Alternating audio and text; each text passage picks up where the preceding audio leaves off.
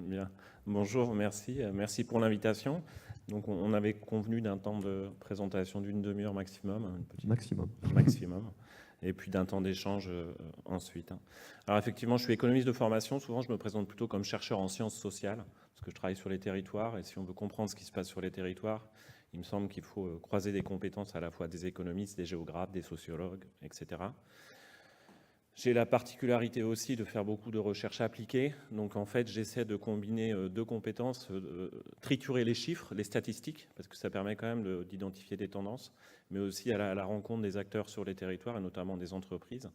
Donc, j'ai mené une étude pendant 2 ans pour la Caisse des dépôts et consignations sur 5 territoires.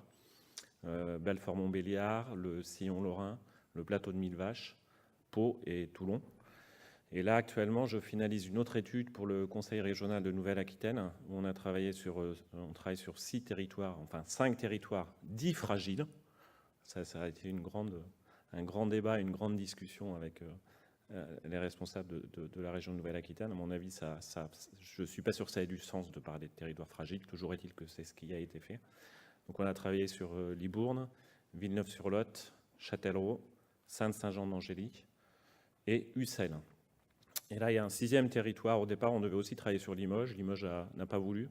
Donc, on travaille sur un 6e territoire, mais qu'on ne peut pas considérer comme fragile, c'est Niort, en fait.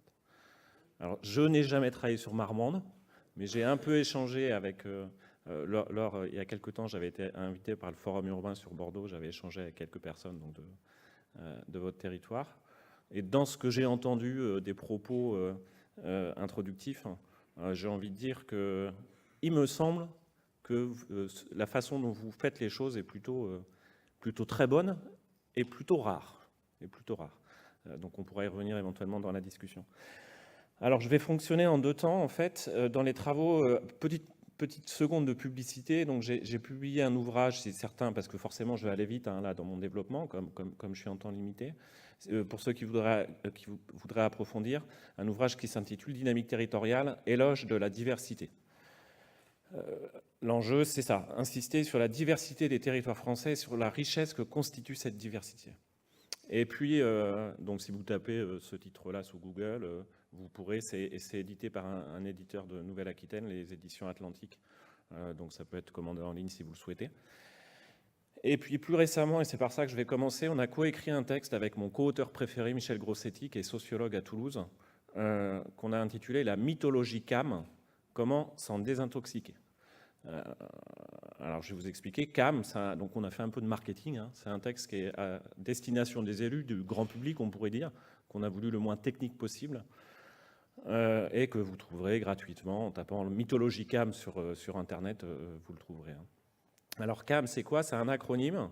Le C, c'est pour compétitivité, le A pour attractivité, le M pour métropolisation et le E pour excellence. Et dans ce texte-là, en fait, ce qu'on explique, c'est que ces termes-là font système aujourd'hui en France, sous-tendent beaucoup des politiques qui ont été mises en œuvre au niveau national. Et donc, on file la métaphore, on explique dans le texte qui sont les revendeurs de CAM. Donc, on a des collègues chercheurs qui défendent un peu ce positionnement-là. On explique un peu tous les effets pervers de la CAM. Et puis après, et ce sera la deuxième partie de mon intervention, on essaie de proposer une alternative à la CAM. Alors, pour le dire vite, c'est quoi ce discours CAM? Ça consiste à dire que dans une économie mondialisée, il faut arrêter de vouloir soutenir tous les territoires.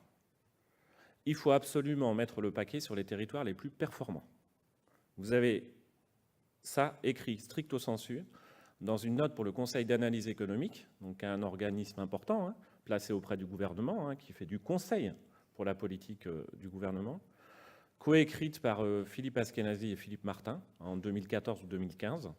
Ils disent « Arrêtons de faire de l'aménagement du territoire. Soutenons les territoires les plus performants. » C'est comme ça qu'on pourra rivaliser dans la compétition mondiale. Et quels sont les territoires les plus performants, nous disent-ils? Ce sont les métropoles, les très grandes villes. Et pourquoi ces métropoles seraient plus performantes? Parce qu'elles sont plus innovantes, parce qu'elles sont plus attractives. Vous voyez, c'est le A de CAM, l'attractivité. Alors on pourra en reparler puisque vous en avez... Tout dépend, enfin, peut-être ce sera un élément de critique ou en tout cas de questionnement par rapport à ces politiques d'attractivité. Moi, je suis assez prudent, tout dépend ce qu'on met derrière. Toujours est-il que le discours, quand même, c'est ça.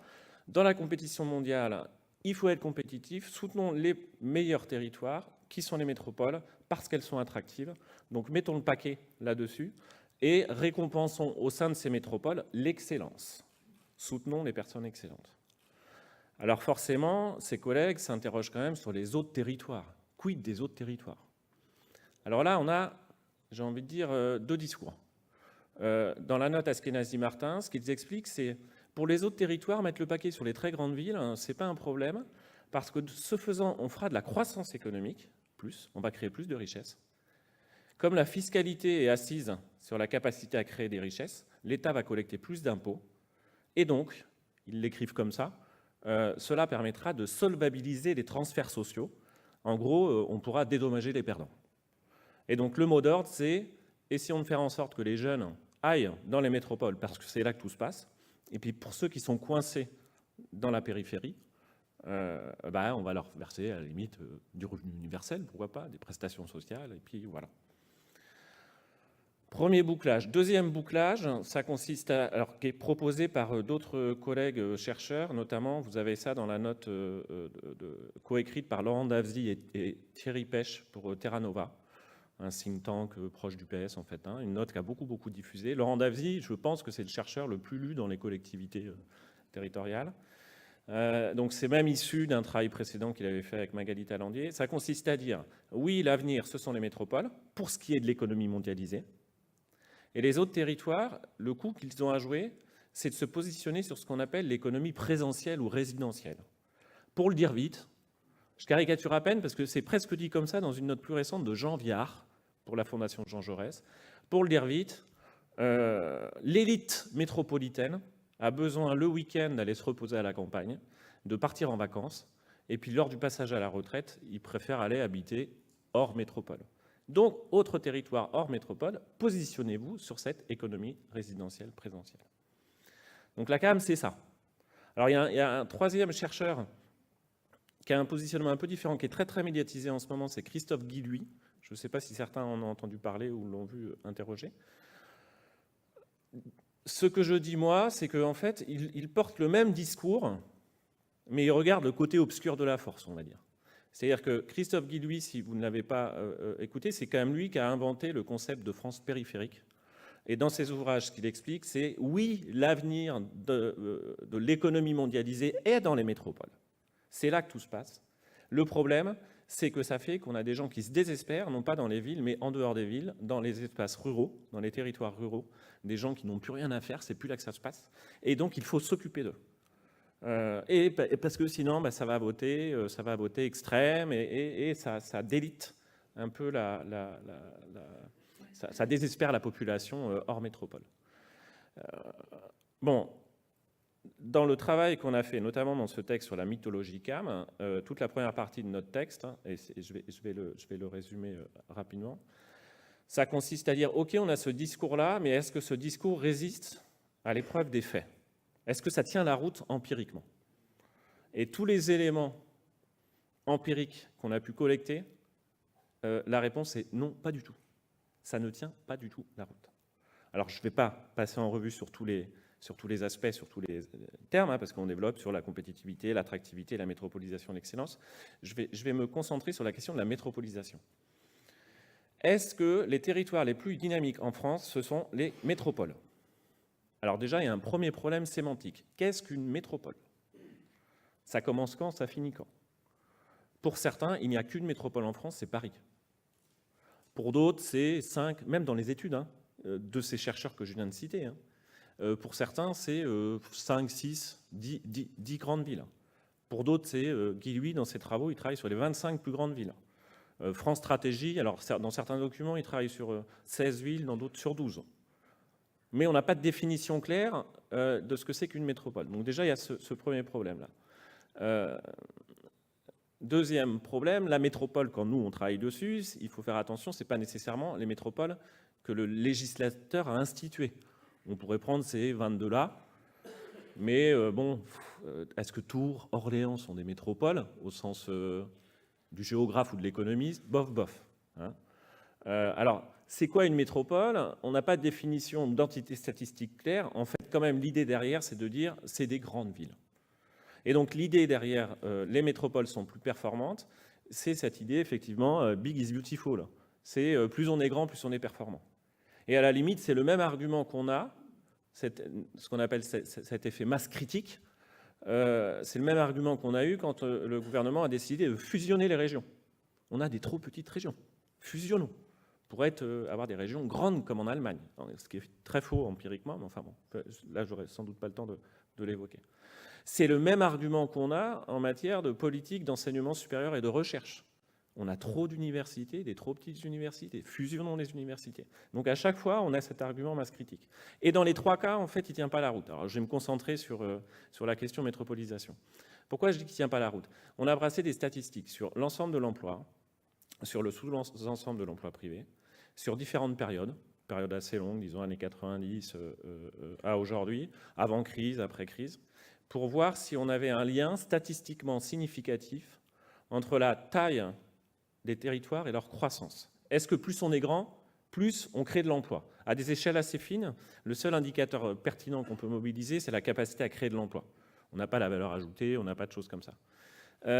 Résultat systématique, c'est qu'il n'y a pas d'effet taille statistiquement significatif. Ça veut dire quoi? Ça veut dire qu'on a des grandes villes qui sont dynamiques. Je citerai la liste. Sur les 22 métropoles instituées, par exemple, il y en a 6, c'est toujours les mêmes. Mais on en a qui sont moyennement dynamiques et il y en a qui sont moins dynamiques que la moyenne des territoires français. On a tout dans cet ensemble de métropoles. Les 6 dynamiques, c'est Toulouse, Nantes, Bordeaux, Rennes, Montpellier et Lyon. Sur les 22, c'est les 6 qui sont au-dessus de la moyenne. Les autres sont soit dans la moyenne, soit en dessous de la moyenne. Les moins performantes, les moins dynamiques, quand même de la croissance négative de l'emploi, c'est Rouen, Nice, Saint-Étienne. Et Strasbourg, c'est bof-bof. Donc on a une diversité de dynamiques et surtout ce qu'on dit, c'est qu'il faut arrêter de raisonner sur le paquet métropole, comme si le simple fait d'être métropole, ça faisait qu'on était dynamique. Non, ça dépend. Et surtout, et là les chercheurs ne vont pas assez voir ce qui s'y passe, on a des territoires hors métropolitains qui sont très dynamiques et d'autres qui ne le sont pas. Même si on raisonne, alors il y a différents découpages géographiques qui existent, si on raisonne à un découpage qu'on aime bien, nous les économistes, c'est le découpage en zones d'emploi. Les zones d'emploi, en fait, la France est découpée en 304, France métropolitaine, 304 zones d'emploi. En Nouvelle-Aquitaine, vous en avez 33, 33 zones d'emploi. Pourquoi on l'aime bien? Parce que c'est notamment basé sur une variable socio-économique, c'est les migrations domicile-travail. C'est-à-dire que dans les zones d'emploi, on a beaucoup de gens qui, à la fois, y résident et y travaillent. 304 zones d'emploi. Si on regarde le taux de croissance de l'emploi privé entre 2008 et aujourd'hui, la zone d'emploi la plus dynamique de France, c'est pas Toulouse, c'est pas Bordeaux, c'est pas Nantes, c'est Vitré. Vitré, territoire à côté de, pas très loin de Rennes.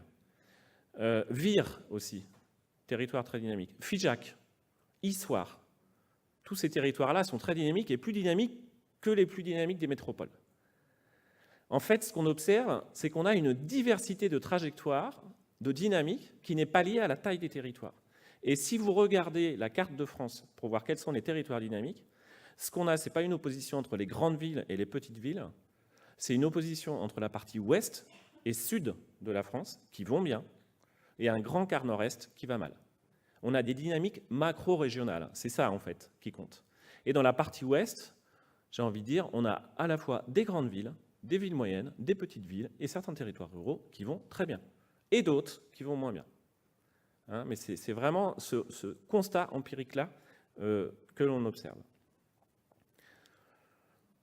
Sur les autres termes, je vais aller plus vite sur les autres termes de l'acronyme, sur la question de la compétitivité. Alors il y a des chefs d'entreprise, je crois, dans la salle. La question de la compétitivité d'une entreprise, elle a du sens. Et en tant qu'économiste, on bosse là-dessus. Comment une entreprise peut-elle se former des avantages comparatifs, des avantages concurrentiels, en se différenciant, en minimisant ses coûts, etc. Parler de compétitivité pour les territoires, les économistes vont vous dire, ça n'a pas de sens. Ça n'a pas de sens. Ce n'est pas une entreprise, un territoire. En fait, ce qui nourrit la capacité de création de richesse, c'est la capacité pour les territoires à se diviser le travail. Depuis Ricardo, Smith, etc., tous les mots d'ordre des économies, c'est il faut que les territoires se spécialisent, se divisent le travail entre eux, et cet approfondissement de la division du travail, c'est ça qui va faire que collectivement, on va être capable de créer plus de richesse. L'économie, c'est pas un jeu à somme nulle, où quand la France gagne, la Chine perd, ou l'inverse. Ou quand la Nouvelle-Aquitaine gagne, ça veut dire que Rhône-Alpes perd. C'est pas vrai. L'économie, ça peut être un jeu à somme positive. C'est-à-dire, si on se divise bien le travail, on va être capable collectivement de créer plus de richesse. Tout le monde gagne. C'est pas un match de foot. Hein. Donc ça, le terme de compétitivité qu'on nous impose à l'échelle européenne et nationale, fait beaucoup de dégâts. Parce que justement, on se sent en concurrence les uns avec les autres. Et que chaque territoire a l'impression qu'il est en concurrence avec le territoire voisin. Et que ça peut conduire à ce qu'on appelle une course aux armements. C'est-à-dire que les territoires sont prêts à mettre de plus en plus d'argent pour qu'une entreprise s'installe à tel endroit plutôt qu'à tel autre. Du point de vue de l'intérêt général en France, quel est l'intérêt qu'une entreprise se localise plutôt à Bordeaux qu'à Lyon? Ce qu'on observe là depuis quelques années, c'est que les territoires mettent de plus en plus d'argent. Tout ce que ça fait, c'est que de la dépense qui était auparavant prise en charge par les entreprises, par le privé, maintenant est prise en charge par le public. On est prêt à débattre. Ah, vous voulez venir chez nous, pas de problème. On va vous défiscaliser, et puis on va s'occuper de rénover le bâtiment, et puis on va former les gens, on va essayer de les recruter pour vous, etc. Donc ça a des effets, de mon point de vue, tout à fait délétères, et en termes d'intérêt général, je pense que c'est plutôt nocif. En fait, il faudrait plutôt jouer la complémentarité et la collaboration. Enfin, c'est le message essentiel que j'essaie de faire passer, c'est ça. Arrêtez de vous croire en concurrence avec le territoire d'à côté. Il faut qu'à Bordeaux, on arrête de se dire faut qu'on ait un taux de croissance plus fort qu'à Nantes ou à Toulouse. Peu importe. C'est pas ça l'enjeu. Je viens de Poitiers, pareil. L'enjeu pour Poitiers, c'est pas de dire est-ce que j'ai un taux de croissance supérieur à La Rochelle, à Limoges ou quoi. Ça n'a pas de sens. Hein, c'est plutôt aller sur le collaboratif.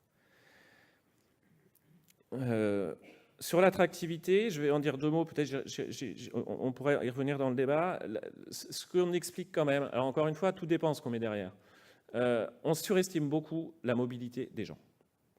Les gens sont globalement peu mobiles. Quand ils sont mobiles, c'est plutôt dans la proximité. Ça ne veut pas dire qu'il n'y a pas du tout de mobilité. Par exemple, on sait qu'on a une attractivité, ne serait-ce que pour la population retraitée sur tous les littoraux. Okay, mais la mobilité, elle est faible et elle se joue plutôt dans la proximité. Et surtout, ce qu'on explique dans le texte, c'est que quand les gens sont mobiles, ce n'est pas pour les raisons qu'on croit. Et notamment, ce qui ne marche pas du tout, c'est pour ça, alors je ne sais pas si c'est ce que vous souhaitez faire, c'est marketing territorial. On va communiquer sur nos territoires pour expliquer que c'est trop joli, que c'est trop bien, et puis comme ça, les gens vont venir. Ça ne marche pas. Ça ne veut pas dire qu'il n'y a rien à faire, hein, parce que c'est pareil, marketing territorial, on peut mettre... En fait, il y a des études de collègues sociologues qui ont beaucoup bossé là-dessus. Quand on interroge les gens sur pourquoi vous travaillez là, première raison, c'est parce que je suis né ici, parce que j'ai des amis ici, parce que j'ai de la famille ici. C'est la sociologie, c'est le lien social qui arrive en premier. Deuxième raison, pourquoi je travaille, c'est parce que c'est là que j'ai trouvé du boulot. Et les arguments, puisque dans la liste des réponses possibles, il y avait le cadre de vie est sympa, enfin ce genre de choses, ça n'apparaît pas. Les gens vont à un endroit, là, massivement, hein, enfin voilà, je ne sais plus les chiffres, mais c'est à plus de 90%, soit parce qu'ils ont une attache au territoire, soit parce qu'ils y sont nés, soit parce que c'est là qu'ils ont trouvé du boulot. Donc ça ne veut pas dire qu'il n'y a rien à faire en matière d'attractivité, mais moi je dirais plutôt, les choses qu'il y a à faire, ça relève de l'ancrage. C'est-à-dire, les gens vont venir, par exemple, parce qu'il y a du boulot à Marmande. Est-ce qu'on est capable de leur assurer les services pour qu'ils aient envie de rester? C'est plus ça. Donc si c'est ça que vous visez, dans ce cas-là, je partage. Et dans ce cas-là, ça veut dire que ce n'est pas ciblé seulement sur les nouveaux arrivants. C'est pour l'ensemble de la population, en fait. Voilà. Sur l'excellence, je ne vais peut-être pas trop développer. Il me reste un quart d'heure, là, je crois. 20 minutes. Ah bah d'accord, ça va. Sur l'excellence, alors on l'entend surtout, alors là, on l'entend surtout dans les universités. Il faut qu'on soit excellent tout le temps. Donc moi, dès le matin, quand je me lève, je me dis, vais-je être excellent aujourd'hui ? C'est là aussi, si on réfléchit un peu, ça n'a pas de sens de dire donnons de l'argent aux personnes excellentes, parce que ce qu'il faut viser, en fait, c'est les excellents de demain, et qu'on ne peut pas les connaître. Surtout dès qu'on parle d'innovation, d'activités de recherche qui présentent une incertitude radicale.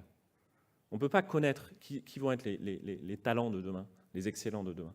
Donc quand on fait des politiques d'excellence, et dans les universités on en fait beaucoup, hein, on a les laboratoires, on a l'ABEX, IDEX, Equipex, hein, à chaque fois le X c'est excellence, laboratoire d'excellence, investissement d'excellence, etc.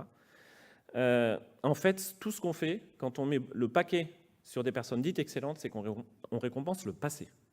On récompense ceux qui ont fait leur preuve hier, mais rien n'oublie que ceux qui ont fait leur preuve hier seront les excellents de demain. Bref, je ne développe pas plus sur cette partie déconstruction, mais l'idée c'est ça, c'est dire, est-ce que ça résiste à l'épreuve des faits, ce discours ? Nous, ce qu'on essaie de démontrer, c'est que non. Donc, quand on présente ça, et moi je l'ai présenté dans plusieurs, à plusieurs niveaux, à l'échelle régionale, même j'ai échangé dans différents ministères, etc. La question derrière, c'est OK, mais on fait quoi ? C'est quoi l'alternative ? Donc c'est ça que je vais développer. L'alternative, et puis en prenant quelques illustrations. Moi, il me semble que l'alternative, ce serait déjà de revenir à une politique d'aménagement du territoire, de sortir de l'idée que tout ce qui compte, c'est le développement économique des territoires. Il faut avant tout assurer une bonne couverture en service à la population, en service public, dans des domaines de base, santé, formation, mobilité, culture, alors que ce discours CAM-là, il conduit aussi à plutôt concentrer les services publics dans les grands agglos, etc., et à déséquiper, ou en tout cas à s'être un petit peu trop, à mon avis, désintéressé des services publics dans les territoires hors métropole. Et là, il y a du boulot. Et moi, je suis assez convaincu, je le dis très vite, mais qu'une partie du mouvement Gilets jaunes, c'est le produit de ce discours CAM, qui est un discours ultra-élitiste quand même, qui dit que l'avenir, c'est dans les grandes villes, et c'est les start-up, Startup Nation, etc. Le citoyen français, classe moyenne, qui réside dans une ville moyenne, quand il entend ça, il se dit, mais moi alors, je vais servir à quoi ? Je compte pas, ça veut dire ? Donc je pense franchement, et donc moi je plaide vraiment pour un retour à une politique d'aménagement du territoire, qu'on équipe les territoires comme il faut, que les gens puissent se soigner, se former, se loger et se déplacer. Et après l'innovation, mais il y a de l'innovation, moi qui fait beaucoup de travail de terrain, des boîtes innovantes, mais on en voit partout. C'est absolument pas réservé aux grandes villes. On a des très belles boîtes, des boîtes qui se créent, et c'est pas que dans l'espace Darwin à Bordeaux. Donc il faut prendre conscience, me semble-t-il, de ça. Première idée. Deuxième, alors je précise aussi, attention, tout ce que je vous dis là, c'est absolument pas non plus un discours anti-métropole, pas du tout. Le discours aujourd'hui serait l'avenir économique de la France, c'est les villes moyennes, ou l'avenir économique de la France, c'est le monde rural, on serait aussi critique. En fait, ce qu'on dit, c'est que ce n'est pas le bon point d'entrée. La catégorie de territoire, ce n'est pas le bon point d'entrée. Si on veut faire des choses en matière de développement économique, il faut rentrer par les processus socio-économiques.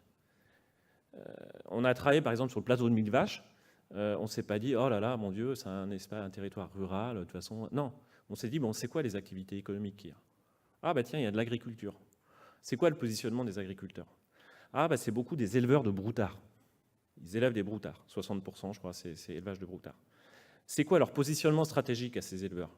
En fait, pas terrible. Ils élèvent des broutards une petite année, ensuite ils sont exportés en Italie, ils sont engraissés en Italie, abattus, préparés, et hop, c'est réimporté en France.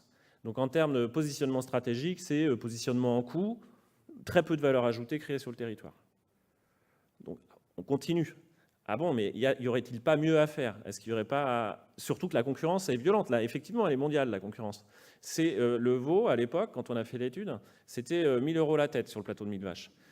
Concurrencé par des éleveurs irlandais et autrichiens qui étaient à 800 € la tête, et polonais qui étaient à 600 € la tête. Donc la demande baisse, logiquement. Voilà. Donc, qu'est-ce qu'on fait? Là, il y a eu des initiatives, il y en a 2 qui sont en émergence. Une sur le plateau de Millevaches, portée par des agriculteurs, qui ont dit plutôt que d'aller engraisser en Italie, on va engraisser sur place. Donc on va créer la ferme des 1000 veaux, hein, ils ont appelé ça. Alors, très contesté forcément par des gens plutôt tendance écolo, en disant on va concentrer, bon, mais c'est un projet qui a émergé. Et puis un deuxième, c'est pôle viande locale. C'est plutôt de circuit court, là. Hein, on va soutenir, bon, voilà. Donc c'est comme ça qu'il faut rentrer sur les territoires, à chaque fois rentrer par les problèmes socio-économiques. Donc par exemple, là, effectivement, s'interroger, les entreprises, c'est quoi votre problème? Et puis, c'est pour ça, je vous dis, de tout ce que vous avez dit, vous me semblez être dans la démarche qui me semble la plus cohérente. Une fois qu'on a identifié le problème, c'est voir, quand même, creuser un peu sur les déterminants du problème, et puis après, mettre en place les bonnes politiques, quoi. Ce qu'on dit, c'est qu'il faut arrêter de chercher le modèle générique de développement économique. Il faut faire du sur-mesure, en fait, en rentrant par les problèmes économiques. Parce que pour la petite histoire, vous avez parlé des districts tout à l'heure. Pour la petite histoire, aujourd'hui, la mode, c'est les métropoles en espérant qu'elles ruissellent. Dans les années 90, le modèle, c'était les districts industriels italiens. C'était small is beautiful. C'est rigolo quand même, hein. Une trentaine d'années après, on a totalement basculé. Et donc le gouvernement avait mis en place la politique des systèmes productifs locaux, des SPL à l'époque, pour essayer de faire émerger justement des districts. Et ça n'a pas marché. Et ensuite, le gouvernement a dit on va faire des pôles de compétitivité. Donc là, c'est un peu cluster. Et ça marche bien là où ça marchait avant, en fait. Pôle de compétitivité Aerospace Valley à Toulouse, ça marche, mais ça marchait très bien à Toulouse avant. Alors je ne dis pas que c'est inutile d'avoir fait ça, mais disons qu'on ne peut pas l'ériger en modèle générique de développement économique. Et moi, mon discours, ça consiste à dire, de toute façon, ça ne marchera jamais parce que les contextes territoriaux sont trop différents. Que les problèmes à Marmande ne sont pas ceux de Châtellerault, ne sont pas ceux de Bordeaux, etc., etc. Donc il faut faire du contextualisé. Donc, rentrer par les processus socio-économiques, je vais revenir sur l'exemple parce que ça a été beaucoup évoqué. Et moi, de tout ce que je vois sur tous les terrains, effectivement, le problème de développement économique numéro 1 aujourd'hui en France, c'est le recrutement des entreprises. Partout. Pas qu'à Marmande, hein. À Bordeaux aussi, à Lyon aussi, à Poitiers, à Châtellerault. Beaucoup d'entreprises disent on veut recruter, on n'y arrive pas. Qu'est-ce qu'on peut faire? Là, il y a un vrai sujet. Alors, j'avais été auditionné là, par la mission qui préfigurait là, la politique territoire d'industrie. Je crois que toutes les personnes auditionnées ont dit priorité, c'est ça. Donc j'espère, je pense que dans ce qui va être fait, ça va être vraiment quelque chose qui va être au cœur du dispositif. Et moi, dans l'audition, j'ai aussi dit, surtout, débarquez pas en disant au territoire ce qu'ils ont à faire, quoi. Co-construisez les choses. Mais je pense, enfin, ils avaient l'air assez en phase avec ça, quoi. Alors, le recrutement, problème numéro 1 des entreprises partout, mais en fait, c'est un problème multidimensionnel. C'est ça la difficulté. Ce n'est pas qu'un problème de formation. Certaines entreprises, je vais prendre l'exemple de Châtellerault, sur lequel j'ai travaillé il n'y a pas très longtemps, certaines entreprises, effectivement, n'arrivent pas à recruter parce que les formations n'existent plus. Vous avez 2 entreprises assez grandes sur Châtellerault, Arco, qui en fait travaille pour Louis Vuitton, et Aigle, que vous connaissez sans doute. Ils ont besoin de recruter des couturières. Formation n'existe plus. Donc parfois, on a cette problématique-là. C'est pas que ça. On a une grosse problématique d'image des métiers, notamment dans l'industrie. Les jeunes ne veulent pas aller dans l'industrie parce que leur vision... Alors les jeunes, la vision qu'ils ont, ou que leurs parents ont, ou que leur entourage a, c'est les temps modernes, quoi. C'est sale, on est mal payé, on se fait mal tout le temps, etc. Donc il y a une image très, très, très biaisée de l'industrie qui dissuade les jeunes d'y aller. Donc là, ça veut dire qu'il y a du boulot à faire auprès des jeunes, auprès des enseignants et auprès de leurs parents. Donc c'est un autre volet de politique. Après, on a tout un ensemble d'entreprises aussi qui disent j'ai repéré quelqu'un qui est prêt à venir bosser parce que le job l'intéresse. Le problème, c'est qu'il est marié. Et donc c'est la question de l'emploi du conjoint. Ah, comment on fait? Et sur certains territoires, mais même sur Bordeaux, hein, on a parfois cette problématique-là. notamment des informaticiens qui viennent travailler vers Pessac, là, qui viennent de régions parisiennes.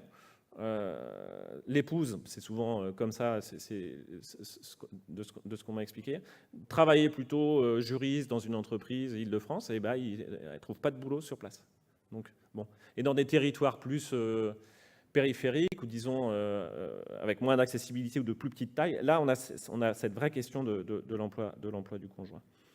Dans d'autres cas, c'est des problèmes de transport. La personne n'a pas le permis, par exemple, et il n'y a pas les transports publics adaptés. Ça peut être des problèmes de logement, ça peut être des problèmes de garde d'enfants.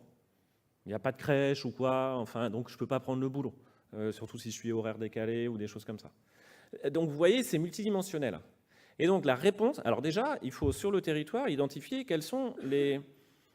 Parce que c'est multidimensionnel, mais certains déterminants peuvent être plus forts sur un territoire que sur l'autre. Donc il faut bosser pour identifier quels sont ceux qui jouent le plus. Et après, mais alors là c'est vrai sur tous les sujets, après ça veut dire qu'il faut des réponses politiques, elles-mêmes, coordonnées, multi-échelles, multi-acteurs, j'ai envie de dire. Il faut qu'on arrive à faire bosser ensemble le territoire, la région, qui a des compétences en matière de formation, etc., Pôle emploi, et l'ensemble des services. Moi je travaille pour la région Nouvelle-Aquitaine, et je crois que c'est vrai dans toutes les régions. Le service développement économique ne travaille pas avec le service formation-emploi. Ce qui, du point de vue de l'économiste que je suis, est une aberration. La ressource première d'une entreprise, c'est la ressource humaine, quand même. Ça ne travaille pas ensemble. Voilà, c'est tuyau d'orgue. Les services ne travaillent pas. On ne sait pas faire en France, on a beaucoup de mal à faire en France, dans la sphère publique, ce que vous avez dit, de la transversalité. Comment arriver à... Et si on ne fait pas ça, on n'arrivera pas à résoudre les problèmes. Parce que la majorité des problèmes sont multidimensionnels. Donc il faut faire multi-acteurs, multi-échelles. Et quand je dis multi-acteurs, c'est aussi, peut-être aussi, c'est un événement comme ça qui peut le favoriser, c'est faire travailler public-privé, quoi. Public-privé ensemble. Et dans le public, c'est arriver à mettre autour de la table les gens concernés et qui ont les compétences pour résoudre le problème. L'autre recommandation que je ferai, alors ça revient à cette question de la compétitivité, et puis c'est sur l'importance du multi-échelle. Alors je crois que c'est aussi ce que vous commencez à faire. Quand je dis multi-échelle, c'est insister sur l'importance, justement, sortir de l'idée que les territoires sont en concurrence les uns avec les autres, et se dire qu'au contraire, on a des choses à faire en complémentarité, et qu'il y a beaucoup de choses à faire en interterritorialité. Hein, le terme clé, c'est ça, l'interterritorialité. Dans certains cas, je reprends mon exemple de Châtellerault. Sur Châtellerault, on n'arrive pas à recruter parce qu'il manque certaines formations. Je suis convaincu que Châtellerault n'est pas forcément la bonne échelle pour mettre en place une formation juste pour Châtellerault. Et donc, il faut que sur Châtellerault, on discute avec les territoires alentours pour savoir s'il y a des besoins similaires, et on mutualise les ressources et on monte une formation qui va répondre aux besoins de l'ensemble des entreprises. Bon, la capacité des élus à la tête des territoires à aller vers ce type de démarche interterritoriale, là, elle est ultra limitée. La plupart du temps, c'est « je suis à la tête de mon territoire, je gère mon territoire et je me considère comme en concurrence avec les autres ». Ou alors, je les ignore. Avec souvent un petit complexe de supériorité si la ville est plus grande, quoi. Même Poitiers regarde un peu avec dédain Châtellerault, parce que quand même, Poitiers, c'est plus grand, quoi. Et je suis sûr que Châtellerault regarde avec un petit peu de dédain La Roche-Posay, qui est encore plus petite. Vous voyez, il y a un syndrome comme ça qui est assez étonnant. Alors ça bouge. Il me semble, c'est en train de bouger. Si je reprends le cas de Bordeaux, moi je me souviens même dans la presse de ce que disait Alain Juppé en 2011. C'est pas le seul, encore une fois. Hein, je pense que beaucoup d'élus des très grandes villes sont comme ça. Le mot d'ordre, c'était « il faut que Bordeaux dépasse le 1 million d'habitants » pour rivaliser avec Zurich et avec Valence, je crois, il avait dit à l'époque. L'obsession de la croissance aussi. Ça, c'est un truc hallucinant quand même. De la croissance des villes. Est-ce qu'on est plus heureux à mesure que la ville grandit? Pas du tout sûr. Pas du tout sûr. C'était le mot d'ordre. Et donc, Bordeaux ne s'intéressait pas à son hinterland. C'est plus le cas. Il y a un service de coopération territoriale qui s'est monté. Je sais que vous travaillez avec eux, qu'ils travaillent avec Libourne, etc. Donc il y a une prise de conscience sur Bordeaux de cette importance de l'interterritorial. Et là, ce que j'ai envie de dire, mais je crois que c'est ce que vous avez commencé à dire aussi, l'enjeu, ce n'est pas que les relations avec la métropole. L'interterritorial, il faut en gros dire, chaque territoire doit s'interroger quand il a un problème, est-ce que je n'aurais pas intérêt à travailler avec les autres territoires qui rencontrent le même problème, que je peux intéresser à la cause, et on va mutualiser les ressources. Dans certains cas, ça va être avec une métropole, dans d'autres cas, avec d'autres territoires avoisinants. Donc là, voilà, ce qu'on propose, et ce que je propose dans mes écrits, si vous voulez, ce n'est pas un modèle de développement économique, c'est plutôt une méthode, quoi. Comment regarder les choses, comment rentrer dans les problèmes, et puis après, c'est aux acteurs des territoires de jouer. Hein. Il me reste quoi ? Il vous reste 5 minutes, mais on a beaucoup de questions. 5 donc, minutes. voilà. Ouais. Alors, je finis juste sur peut-être un petit point. Sur tous les terrains que j'ai fait, c'est clair qu'il y a un élément décisif qui fait qu'un territoire fonctionne et qu'un autre fonctionne moins bien. C'est ce qu'on appelle un peu pompeusement la qualité de la gouvernance locale. La capacité des acteurs à bosser ensemble ou pas. Privé, public, les acteurs publics entre eux, etc. On a bossé, donc un des terrains sur lesquels on a travaillé là, pour la région, c'est la zone d'emploi de Sainte-Saint-Jean-d'Angély. Entre Sainte et Saint-Jean-d'Angély, c'est le jour et la nuit.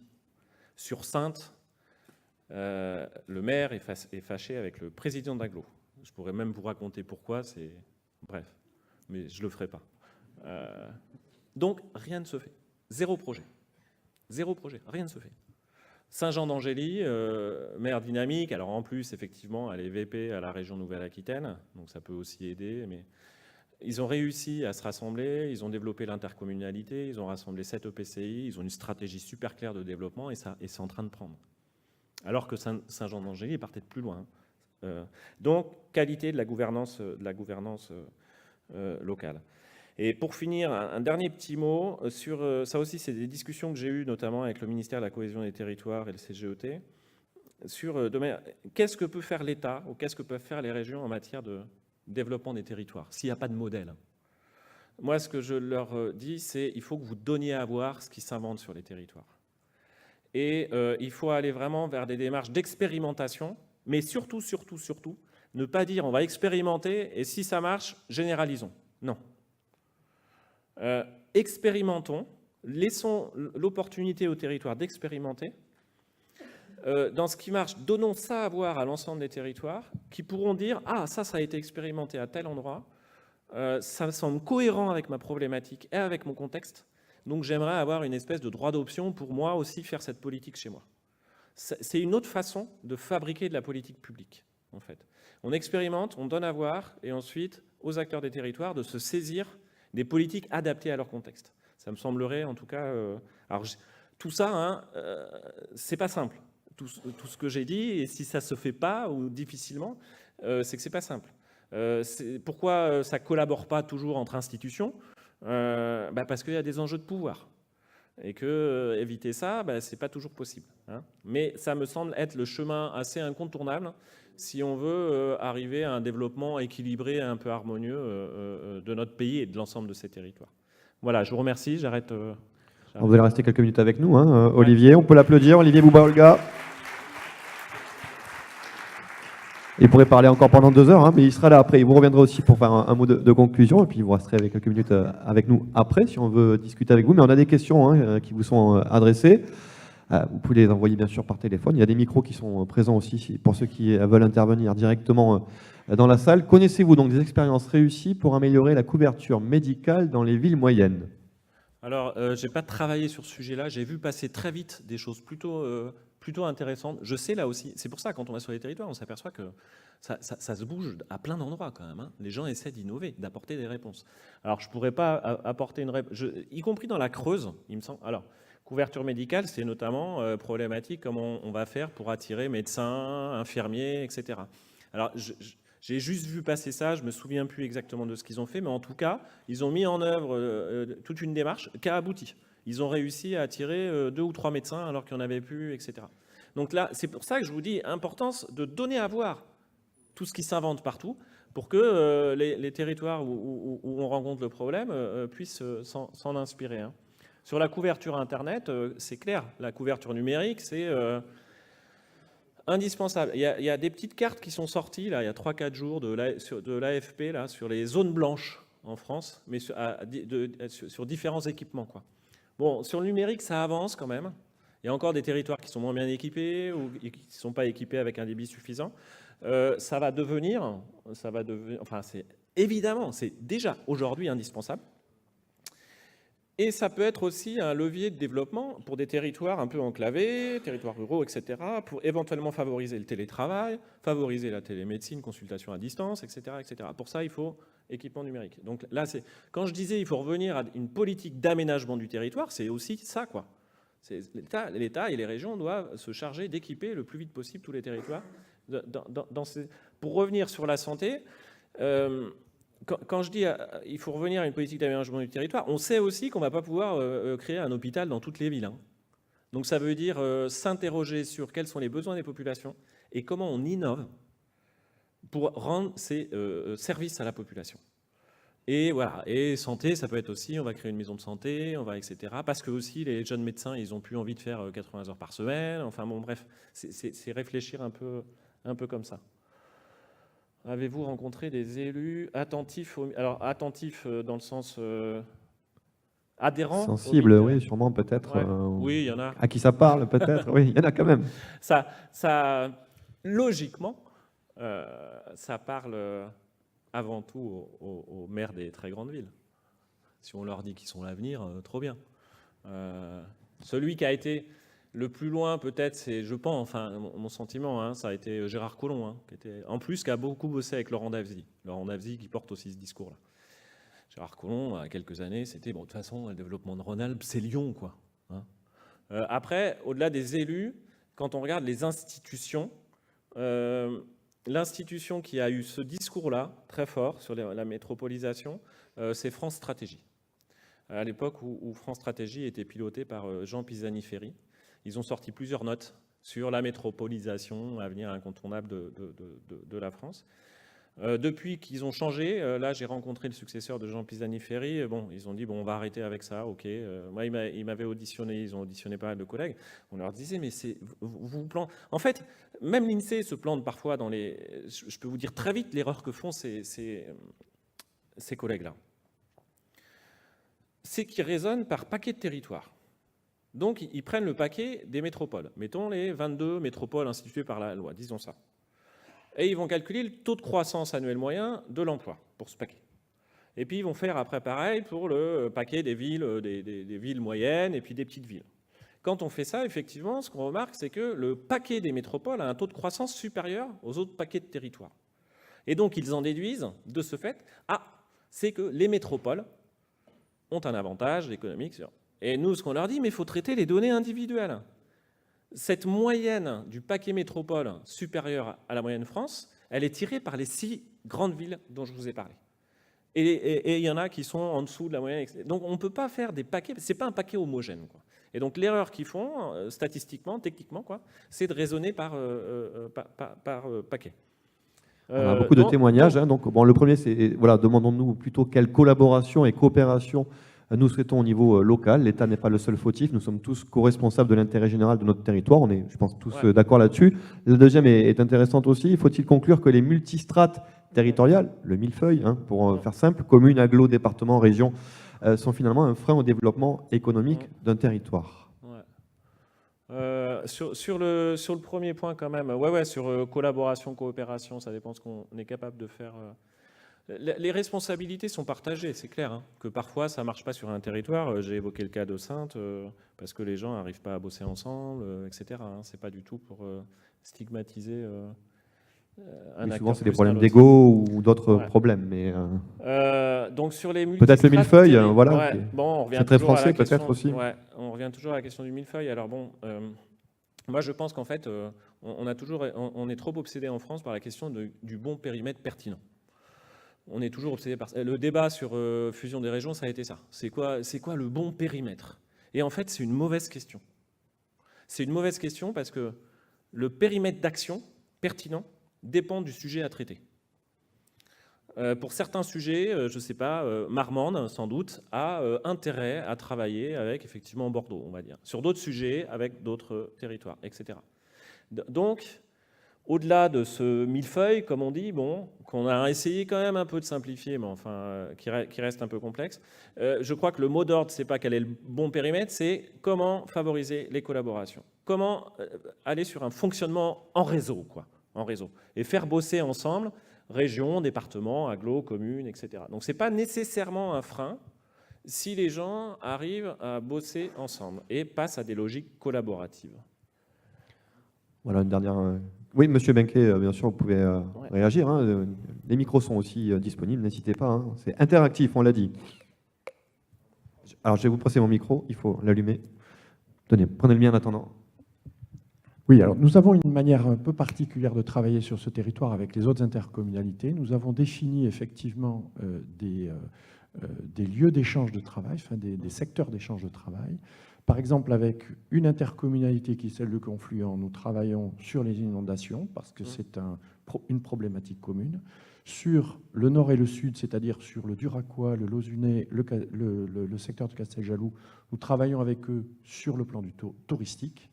Et avec, par exemple, le Réolais, nous travaillons avec eux sur l'économie et surtout sur l'industrie. Donc, en fait, notre manière de travailler, c'est de dire nous sommes aujourd'hui un territoire central d'un territoire vécu. Et ce territoire central, en fait, identifie les problématiques et le meilleur intervenant pour résoudre ces problématiques. Et ce qui fait que nous sommes, moi je dis souvent, nous sommes comme une photo traitée par Photoshop. Il y a un calque pour le tourisme, un calque pour la GEMAPI, un calque pour l'industrie, etc. Et en fonction de la problématique, on travaille avec des territoires différents. Et ça marche bien comme ça. Oui, bah c'est sûr. Non, mais c'est la clé. Hein. Enfin, ça, j'en suis absolument convaincu. Mais c'est très rare. Hein. Enfin, franchement, hein. C'est très, très rare. Hein. Je n'ai pas vu beaucoup d'exemples de...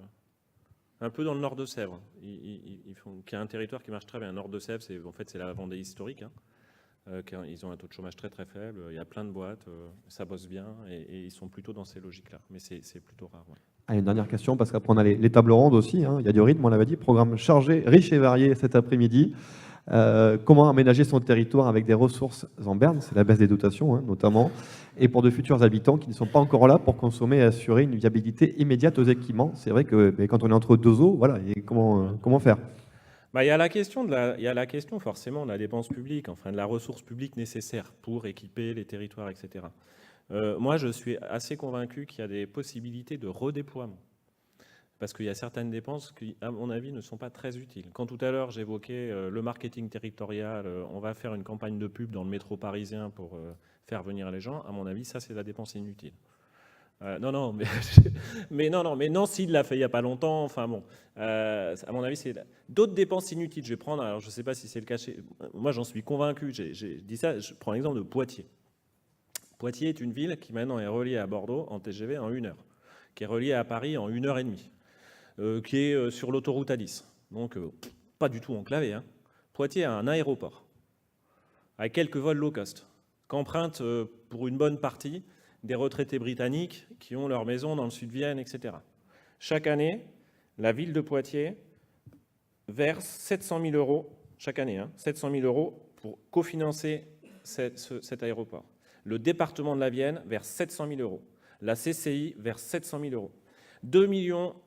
Plus de 2 millions d'euros chaque année d'argent public pour un aéroport dont on peut vraiment s'interroger sur la pertinence.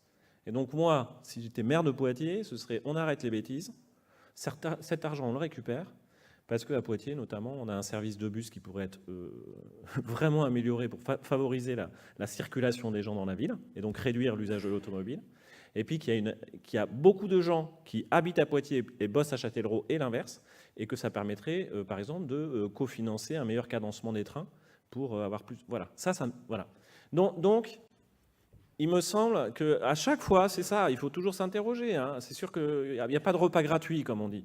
Mais il faut s'interroger sur la pertinence des dépenses qu'on fait et se demander si on ne peut pas redéployer. Quoi. Et ça, c'est vrai aussi au niveau de l'État. Enfin, il me semble quand même qu'il y a certaines politiques. Dans les universités, l'argent qui est mis sur les laboratoires d'excellence, etc., tous ces trucs d'excellence, j'ai envie de dire, arrêtez, donnez un peu d'argent à l'ensemble des labos, parce que ça peut innover, voilà, et ce sera de la dépense plus utile. Merci infiniment, Olivier, Bouba, Olga. Donc on peut l'applaudir. Magnifique intervention.